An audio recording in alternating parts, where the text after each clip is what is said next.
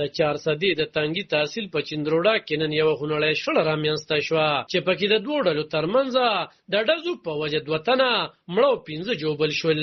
د پولیسو د ابتدایي معلوماتو لمحې د شخړه هغه مخال پیښه شوه کله چې یو ډله د پخوانۍ لانجې د حل لپاره جرګې پنیت د بلې ډلې پسې ورغله، خو هلته د خبرو په ځای فضا تو شوه، سخت خبرو شوې او دواړو خو په یو بل ډزې وکړې. د یوې ډلې لخوا یو تن مړ او څلور جوبل شول او له بلې ډلې خو یو تن جون له لاسه ورکړي او یو بل جوبل شوی دی. د چندروډا ځای اوسیدونکي وایي چې دواړه خو له وړاندې تنګې شوې وې او کله چې خبرې د سپکو خبرو پورې ورسېدې نو وسلې راوویستل شوې او د خبرو میدان د ټوپکو میدان شو. د پیښې د خلکو ترمنځ ویره خوره کړې ده ځکه چې دا سیمه مخکې له دې خو د شخړو شاهده پاتې شوې ده. زما نوم مراد دی، د چندروډا اوسیدونکی یم. دا زموږ دوه ګاونډیان خپل منځ کې وران شو، داود او ظهور نومي. دوی یو بل سره په ګپ مپ کې بچ توران شو، یو بل پسې خبرې کړې وې چې ته ډوزمارې.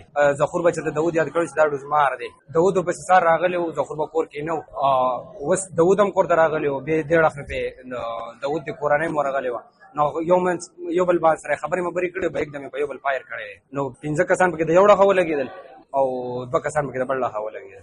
یو کس د یو ډخه وفات شو، بل کس د بل مخالف پارټۍ نه دغه شو. پولیسو د پیښې پلټنې پیل کړي او جوبل کسان نږدې روغتونونو ته منتقل شوي دي. د چارواکو لخوا ویل شوي چې د دواړو خو خلاف مقدمه درج شوې او عاملینو د نیولو لپاره هڅې روانې دي. پښتنه ټولنه له پخوانه د جرګې مشورې او خبرو اترو روایت لري، خو دا روایت اوس د زغم د کمخ انا او د بدلولو اغستنې مزاج لوجې تر سوري لاندې شوی دی. هر ورځ د دومره معمولی خبرې لوجې د وینو تویدل نه یوازې انساني ژوند ته خطر دی بلکې دا زموږ د ټولنې د اخلاقي زوال ښکاره ثبوت هم دی. د دې شخړو ختمېدو لپاره نه یوازې قانوني ګامونه مهم دي بلکې ټولنیز شعور، زغم او د مشرانو فعاله ونډه هم اړینه ده، ځکه چې کو هم دغسې دوام عمومي نو ټولنه به د امن په ځای د انتقام او یری په لمبو کې وسوځي.